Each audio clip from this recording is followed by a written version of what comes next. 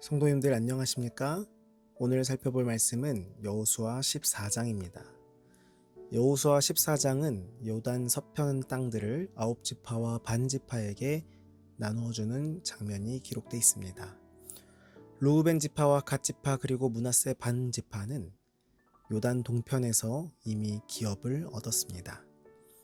레위 지파가 기업을 받지 않는 대신 요셉 자손이 므낫세와 에브라임의 두 지파가 되었습니다.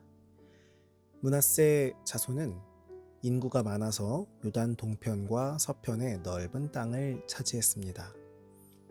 14장의 후반은 갈렙이 헤브론 산지를 기업으로 받아 크고 견고한 성읍들과 아낙 사람들을 물리치고 싸움을 종식시키는 사건들이 기록되어 있습니다. 2절에 여호와께서 모세에게 명령하신 대로 그들의 기업을 제비 뽑아 아홉 지파와 반 지파에게 주었으니 1절과 2절에는 땅을 분배하는 방법에 대해서 기록하고 있습니다. 어떤 방법으로 땅을 분배했습니까? 대제사장 엘르아살과 여호수아와 각 지파의 족장들이 모여서 제비를 뽑아서 결정했습니다. 땅에 비옥하고 박한 것 혹은 해변과 산지 또는 북쪽과 남쪽 등 각 지파의 이해관계가 얽혀있기 때문에 제비를 뽑는 것이 가장 공평했을 것입니다. 또한 인구수에 따라 땅을 분배했습니다. 수가 많으면 넓은 땅을 줄 수밖에 없었습니다. 여기서 제비 뽑기로 결정한 것은 대략적인 지역의 위치에 관한 것이었지 정확한 범위를 설정하여 경계를 그은 것은 아니었습니다. 7절에 내가 성실한 마음으로 그에게 보고하였고, 이 표현은 갈렙의 참된 성실성을 나타냅니다. 성실한 마음으로에 해당하는 히브리어 원어를 해석하면 마음에 있는 그대로라는 의미인데요. 자신이 가나안 땅 점탐을 마친 후에 그가 본 것을 두려움이나 편견 없이 그대로 마음에 있는 그대로 그들에게 보고했으며, 보고할 때 백성들의 반응을 의식하지 않고 오직 하나님께 대한 그의 신앙과 확신에 따라 자신이 목격한 가나안 땅의 실정을 있는 그대로 보고했다고 이야기하는 것입니다. 그는 하나님의 능력으로 이 거인들을 정복할 수 있다는 믿음을 있는 그대로 표시했던 것이고, 지금 85세가 되었음에도 불구하고 이 만만치 않은 거민들을 기꺼이 공격하고자 했습니다. 그리고 얼마 후에는 성공적으로 이 일을 해내기도 했습니다. 갈렙의 신앙을 통해 우리는 교훈을 삼을 점이 정말 많습니다. 먼저 갈렙은 정탐꾼으로 다녀와서 여호수아와 함께 하나님 편에 굳게 섰습니다. 모든 사람이 반대할 때 찬성한다는 것은 대단한 믿음과 용기를 가진 것임을 우리는 알 수 있죠. 그리고 갈렙은 안일하게 특권을 누리려고 하지 않고 산지에 있으며 강한 성읍들이 있고 위험한 아낙 사람이 있는 곳을 개척하겠다고 앞장섰습니다. 그리고 같은 정탐꾼이었던 여호수아가 모세의 후계자로 민족적 추앙을 받고 높여질 때 그는 겸손히 그의 권위를 인정하였습니다. 갈렙은 모든 일에 있어서 하나님께 온전히 순종하였습니다. 갈렙의 신앙은 우리에게 큰 교훈이 됩니다. 어떤 상황에서든지 하나님을 의지했던 갈렙의 믿음, 겸손과 순종을 겸비한 갈렙의 믿음은 우리에게 모본이 됩니다. 갈렙의 믿음이 우리에게 가득 있기를 간절히 바랍니다. 12절에 여호와께서 나와 함께 하시면 내가 여호와께서 말씀하신 대로 그들을 쫓아내리이다. 갈렙은 가데스 바네아 정탐 사건 이후 38년 동안의 광야 생활과 7년 동안의 가나안 정복 전쟁 기간을 통하여 하나님께서 함께 하시면 어떤 일도 할 수 있다는 사실을 그 누구보다도 뼈저리게 경험하고 또한 확신했을 것입니다. 하나님께서는 아브라함과 이삭과 야곱, 모세, 여호수아와도 함께 하심으로 그들을 형통케 하셨습니다. 그리고 여기서 갈렙도 그러한 임마누엘의 신앙을 가지고 있었습니다.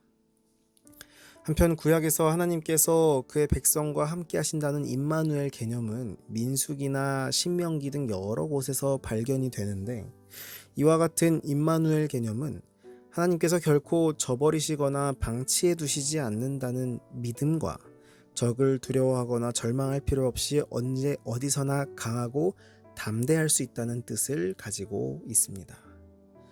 갈렙은 이런 임마누엘의 신앙을 가지고 있었습니다. 그렇기 때문에 그는 담대하게 나아갈 수 있었고 하나님을 전적으로 신뢰할 수 있었으며 결국 믿음의 승리를 거둘 수 있었습니다. 갈렙의 이런 믿음이, 이런 신앙이 우리에게도 있기를 간절히 바랍니다. 13절에 여호수아가 여분네의 아들 갈렙을 위하여 축복하고 헤브론을 그에게 주어 기업을 삼게 하매. 헤브론은 팔레스타인에서 가장 오래된 거주 지역 가운데 하나로 예루살렘에서 남서쪽으로 약 40km 떨어진 곳에 위치하고 있습니다. 헤브론은 부조들과 관계된 여러 사건이 있었습니다. 아브라함이 그곳 마므레 수풀에 거주했었고 사라가 거기서 죽었습니다. 그리고 아브라함은 아내의 장지로 쓰기 위해 헷 족속 에브론에게서 막벨라 굴을 샀습니다. 후에 아브라함과 이삭과 야곱, 리브가와 레아가 이곳에 장사되었습니다. 헤브론에서 12정탐꾼들은 거인 아낙 자손을 보았습니다. 이스라엘 백성들에게 헤브론은 여러 거룩한 추억이 간직된 장소였습니다. 여호수아는 갈렙의 신실한 믿음을 알고 있었기 때문에 그의 요청에 어떠한 거부나 조건도 없이 축복과 더불어 흔쾌히 응해 주었습니다.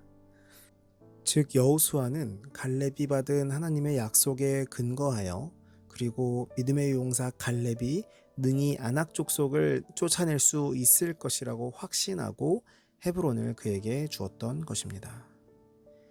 15절에 그 땅의 전쟁이 그쳤더라. 성경에 분명하게 설명되지는 않았지만 이 말의 의미는 이스라엘이 가나안을 완전히 정복하였음을 뜻하는 것이 아니라 가나안 족속이 더 이상 이스라엘을 대항할 수 없을 만큼 그 세력이 약화되어 이스라엘이 평화를 느끼게 되었음을 뜻하고 있습니다. 이후에 나오는 정복은 전면적인 전쟁보다는 국부적인 전투로 이루어져 있습니다. 이제 원수는 힘을 잃었고 이스라엘 백성들이 별다른 저항을 받지 않고 진격하여 땅을 취했습니다. 하나님은 백성들 앞서가서 남은 땅을 정복하겠다고 약속했으며 따라서 이스라엘 백성들이 믿음과 순종으로 전진했더라면 여기에 표현된 말 그대로 곧 그 땅의 전쟁이 그쳤을 것입니다. 하나님께서도 역시 우리의 대쟁투 가운데서 이미 승리하셨음을 우리는 알고 있습니다. 이미 십자가를 통해 하나님께서는 온 우주에 승리를 선포하셨습니다. 그런데 혹시 우리가 믿음으로 순종으로 나아가지 못하고 있지는 않습니까? 우리가 하나님 여호와를 온전히 쫓는다면 이미 승리하신 그리스도의 능력으로 우리 마음 가운데 전쟁이 그쳐질 것입니다. 그리스도와 함께 승리하는 우리 모두가 되기를 간절히 바랍니다. 오늘 우리는 함께 갈렙의 믿음에 대해서 살펴봤습니다. 끝까지 하나님과 함께하는 임마누엘의 믿음이 우리에게는 있는지, 갈렙과 같은 변함없는 열정과 겸손의 마음을 가지고 있는지 생각해 보게 됩니다.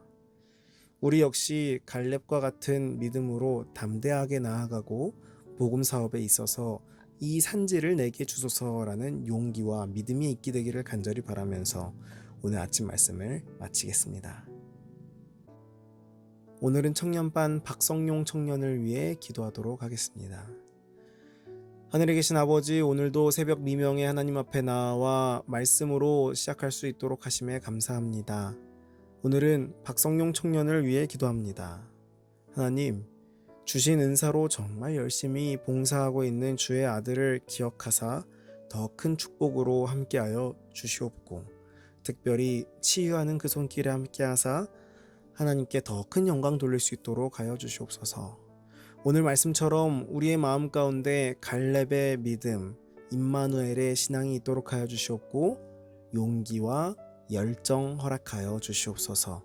이 모든 말씀 예수님 이름으로 기도합니다. 아멘.